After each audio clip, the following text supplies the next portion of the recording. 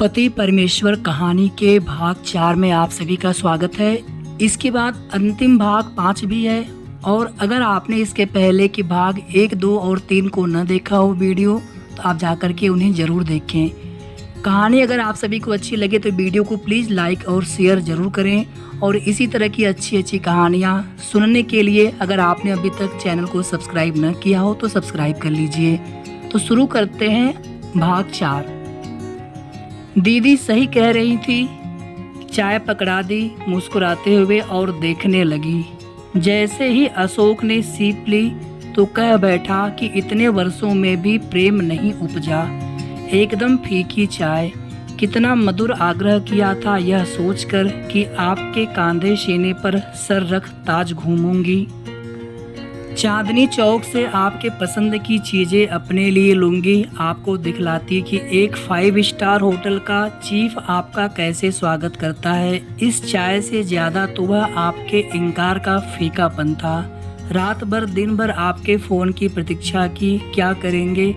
यह हाड़ मांस का शरीर लेकर जिसमें प्रेम नहीं होगा, रस नहीं होगा। लगता है आप बहुत नाराज़ हैं अभी तक।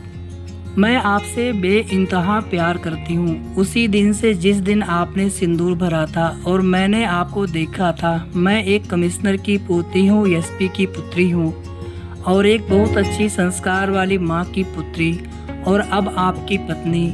आपने मुझे समझने का प्रयास कभी नहीं किया। यही तो भूल हो गई माधवी। तो क्या जीवन भर चाय फीकी मिलेगी? मिठास भरने के लिए प्रतीक्षा करेंगे आप? वादा, पर मेरे अंदाज को मत रोकना क्योंकि ऊपर से जैसा हूँ वैसा अंदर से नहीं हूँ। माधवी एकदम से चौंक गई। अशोक जा चुका था। सूरज पूरी तरह ऊपर उठ चुका था। माँ और घर की औरतें अशोक को लेकर आ गईं और गंगा जी चले गए। 1 घंटे बाद सभी वापस आकर नाश्ते में जुट गए और माधवी रसोई घर में रसोइया को बताती रही कि मसाला क्या क्या पड़ना है, रोटी के लिए आटा कैसे तैयार करना है और चावल कितने देर पहले भीग जाना चाहिए। नाश्ते के बाद देवकी और आभा भी आ मिले। गोश्त जब कट कर आ गया तो आसनी लगाकर परात लेकर बैठ गई और एक एक पीस साफ कर डालती रही। खराब पीस निकाल कर अलग कर दिया। सारा परात खुद धोती रही जब तक उजला नहीं हो गया। हल्दी नमक लगा ढाक रख दिया। खराब और चीथड़े खुद लेकर बाहर आई और घर के कुत्तों को सहलाते खिलाती रही। वे दुम हिलाते प्यार करते रहे। काकी चाय बना लाई तो हरी चाय पीती रही। आभा ने पूछा, भाभी आप दूध चीनी नहीं पीती चाय में? मैं दूध पीती हूँ। फिर चाय चाय की तरह और काम में जुट गई। 12 बजे वह रसोई घर से निकली। कहीं थकान नहीं। 1 बजे खाना लग गया तो सब टेबल पर।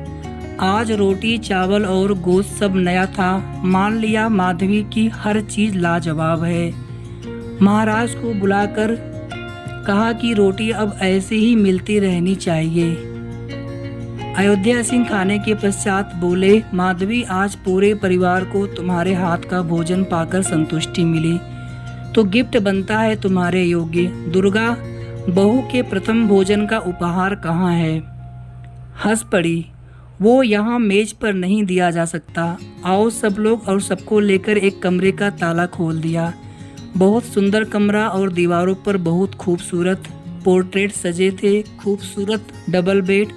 अयोध्या सिंह देख रहे थे कि वह खुश नहीं है तो बोले, बहू आगे बढ़ो। वह मूक निगाहों से देखती रही, फिर अंदर देखती रही तो कमरे से लगा एक और कमरा था तो माधवी उसमें आई। देखते से ही मन खुशियों से भर गया। उसकी सारी किताबें शेल्फ में लगी थी।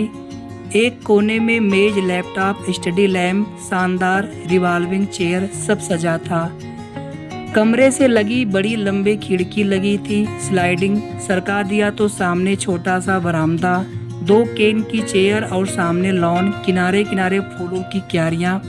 बरामदे में 2 कुर्सियों के बीच छोटी सी मेज थी और उस पर ऐश ट्रे रखी और उसमें सिगरेट बुझी पड़ी थी। माधवी ने देखते ही पर्दे सरका दिए।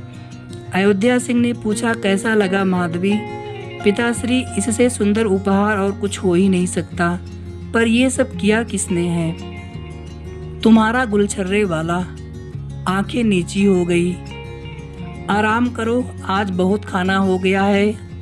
अकेली रह गई तो अलमारी खोली, देखा काकी ने सारे कपड़े सजा दिए हैं। आकर लेट गई।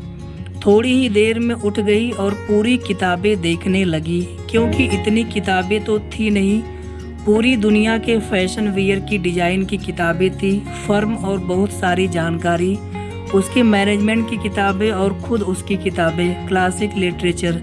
मन से निकल गया वह पति परमेश्वर। कमरा बंद कर एसी चला दिया। थोड़ा ठंडा हुआ तो वैसे ही सो गई। पता नहीं कितनी देर तक सोती रही और अचानक दूसरी सांस से आंखें खुल गई। सामने अशोक बैठा निहार रहा था। लिहाफ में ढकी थी। आप कब से बैठे हैं? जब से आप सो रही हैं। आप इसी कमरे में रहते हैं ना? नहीं, पर अपना समय और आपकी याद लिए कुछ समय रोज यहाँ रहता हूँ। बहुत खूबसूरत बनवाया है आपने। चलो कुछ तो फल मिला, नहीं तो कोई नया शब्द उपहार में मिल जाता।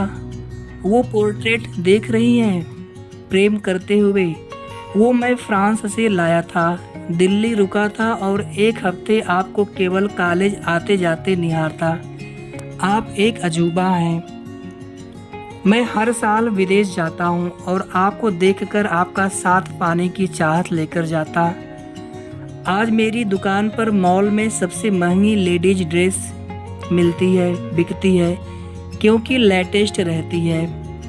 आपको देखकर उमंग जगती और ले आता वहाँ से। पुरानी वाली दशहरा दिवाली पर निकाल देते होंगे आप। कुछ ही निकालता हूँ, पर ज़्यादातर यही मॉडिफाई कर नए दाम में बेचता हूँ। इतनी सिगरेट क्यों पीते हैं? नहीं मालूम। लाइट जला दीजिए, बाहर चलते हैं चाय पीने। कॉफ़ी पीने चलोगी बाहर? अवश्य, परंतु पहले माँ से पूछ लीजिए। क्या अब भी माँ से पूछना पड़ेगा? सम्मान देने में ही बच्चों की प्रगति होती है। अपने कर्म सदैव अच्छे रहने चाहिए। वे मना नहीं करेंगी और हम खुश रहेंगे। पहले जो अतिथि आए हैं उनको सम्मान पूर्वक विदा कर देते हैं, फिर तो दुनिया हमारी ही रहेगी। जरा पहले वाली माधवी हो जाइए। उतर गई लिहाफ हटाकर और चूमकर कमरे से बाहर हो गई। अशोक सिंह इस चपलता पर अवाक रह गया। लगा कि उसकी जितनी भी नकारात्मक सोच थी निर्मूल थी। माधवी सही थी अपने कर्तव्य में। वह ही भंवरे की तरह मंडराता रहा। जहाँ चूमा था वहाँ रुमाल से पोंछ, यद्यपि कोई लिपस्टिक नहीं थी। रुमाल को तह लगाकर पेन से कुछ लिख दिया, फिर अलमारी में रख दूसरा रुमाल जेब में डाल बाहर आ गया। वह पति परमेश्वर, मामा एवं मामी तथा मौसा एवं मौसी अगले दिन जाने की योजना बना रहे थे। मामा ने पूछा, माधवी मुंबई कब आओगी? मौन रह गई। दुर्गा सिंह आश्चर्य से देखती रही। माधवी, तुमने भैया को जवाब नहीं दिया। माँ, मामा जी के प्रश्न का उत्तर तो आपको देना चाहिए। आपकी बिना आज्ञा क्या हम जा सकते हैं? शायद ये पढ़ने लिखने का असर है, अशोक ने कहा। मामा, कुछ महीनों के बाद लंदन में अपनी कंपनी का एक शो है, तो मैं माधवी को लेकर जाऊंगा। आपके यहाँ भी 2-3 दिन रुकेंगे। ठीक है ना माँ? वीज़ा बनवाया है? अरे आप ठीक बोलिए, बाकी से क्या काम आपको? देख तो लीजिए कि आपकी लाडली बहू वहाँ क्या करके आती है। चलो ठीक है, ले जाना लंदन, लेकिन पहले मामा के यहाँ रुक कर जाना पड़ेगा।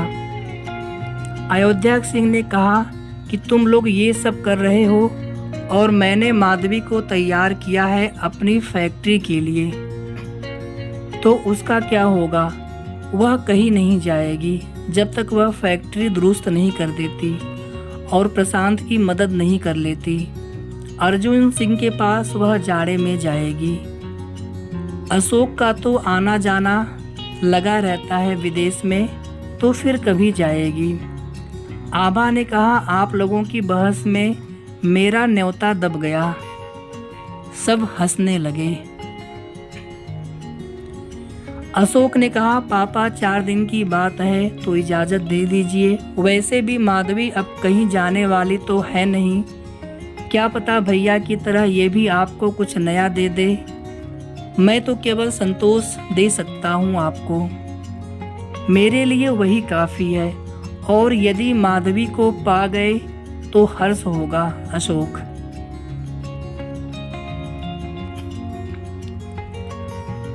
अशोक माधवी को देखकर मुस्कुरा दिया।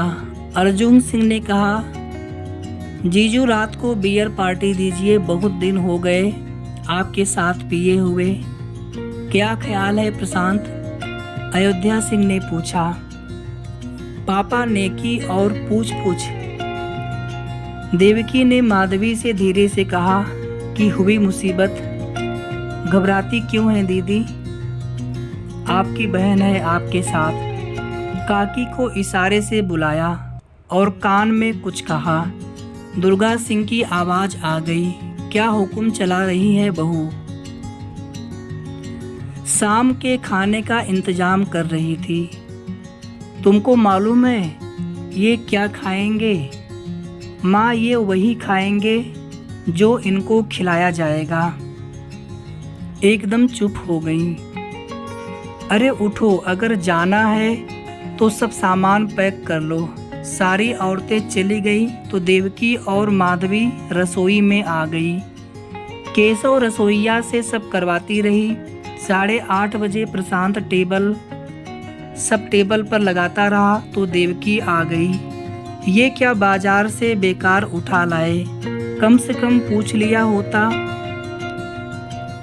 अरे ये मैकडोनल्ड का है, देखते हैं आज कौन खाता है। 5 लोग में केवल अशोक कोल्ड ड्रिंक वाला था। खुल गई बियर, औरतों ने कोल्ड ड्रिंक डाल लिया एक लंबी ट्रे में। बाजार का चिकन फिंगर सज गया। अभी शुरू ही हुई थी पार्टी की एक लंबे बाउल में चिकन चिप्स साग के साथ लेकर केशव आ गया।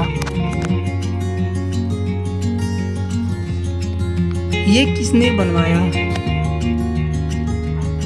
छोटी बहू रानी ने।